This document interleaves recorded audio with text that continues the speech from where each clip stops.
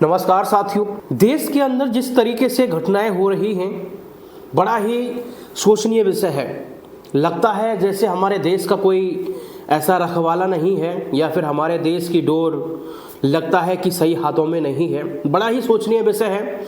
हालांकि देखा जाए मुखिया भी क्या कर सकता है जब इस तरीके के नीचे लोग भरे पड़े हैं जिनकी जो सोच है वो बहुत गंदी है, फूहड़ तरीके के वो लोग हैं।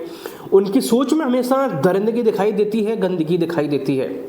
अब आप देखिए दिन दहाड़े एक मामला सामने आता है पूनम पांडे का।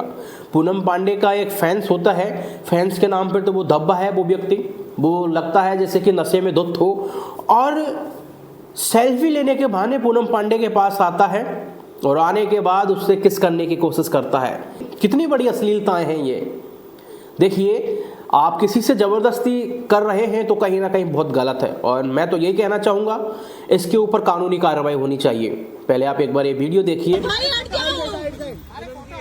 भाई रुको यार। तो साथियों, कहीं ना कहीं ये चीज़ें हमारे देश को बहुत गड्ढे में लेके जा रही है। जिस तरीके से आपने देखा कि ये व्यक्ति किस तरीके से ज़बरदस्ती करता हुआ यहाँ पर दिख रहा है और पूनम पांडे खुद अपने आप में ऑकवर्ड फील कर रही है। कहीं ना कहीं वो सीधी बात है, कोई भी लेडीज हो, देखिए हम हर किसी के ऊपर उंगली उठा देते हैं।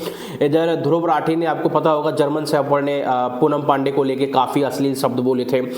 हालांकि पता नहीं उसने क्यों बोले, लेकिन कोई भी हमारे देश की बेटी हो उसके ऊपर अगर ऐसे कोई आरोप लगाता है या फिर इस तरीके से बदसलूकी करता है तो बिल्कुल माफ़ी योग्य नहीं है। इसके ऊपर बिल्कुल कार्रवाई होनी चाहिए। इस व्यक्ति ने जो ये हरकत की है वो भी दिन दहाड़े की है लोगों के बीच में। अगर यही पूनम पांडे उसे अकेले में मिल जाती तो हो सकता है कि एक रेप केस और दर्ज हो जाता। हालांकि देखा जाए तो बहुत सारे ऐसे मामले आ रहे हैं। इधर देखा जाए रणबीर अलाहाबादिया के मामले में राखी सावंत को भी सम्मन भेजा गया है, जहां राखी सावंत उल्टा आरोप लगाते हुए नजर आती है महाराष्ट्र सरकार पर, महाराष्ट्र सरकार के कानून पर, कि भाई बहुत सारे जो रेप हुए हैं उनकी तरफ पहले ध्यान दे लो आप, और चीज़ें तो बाद में हैं।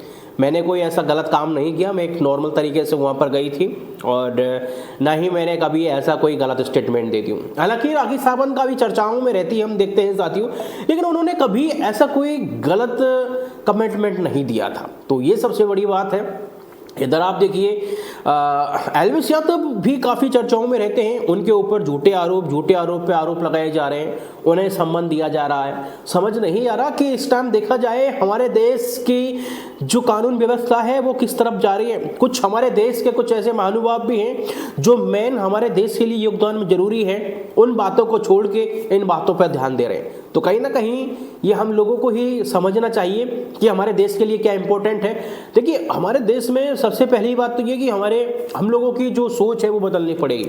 कुछ ऐसे गंदी सोच वाले व्यक्ति हैं जिनकी सोच में हमेशा दरिद्रता भरी रहती है, उनकी सोच में चेंज आना चाहिए। उनकी सोच में हमेशा जो एक राक्षसपना रहता है उनको हमेशा चेंज करना चाहिए, क्योंकि अगर ये चीज़ें चेंज होंगी तो कहीं ना कहीं हमारे देश में जो बहन बेटियों पर अत्याचार हो रहे हैं इनमें फर्क पड़ेगा। हालांकि दूसरा ये है साथियों, कई बार हमारे भाइयों के ऊपर भी ये चीज़ें आ रही हैं। देखा कई बहुत सारे ऐसे केस हुए जो हम आत्महत्या कर लेते हैं, प्रताड़ित किया जाते हैं वो ससुराल पक्ष द्वारा या फिर पत्नी द्वारा गलत आरोप लगाए जाते हैं। तो ये चीज़ें बहुत ज़रूरी हैं, हमारे देश को अंदर से खोखला कर रही हैं। इनके ऊपर भी बहुत ज़्यादा सख्ती से कानून बनना चाहिए और मेरी यही सबसे बड़ी रिक्वेस्ट है कि इन चीज़ों में बहुत ज़्यादा सख्तीपन होना चाहिए। और जिस तरीके से इस व्यक्ति ने पूनम पांडे के साथ किया है हम बिल्कुल खिलाफ हैं, ये बहुत गलत किया है, ऐसा नहीं होना चाहिए। बाकी का आपका क्या ख्याल है इस बात को लेकर साथियों, जरूर बताइएगा।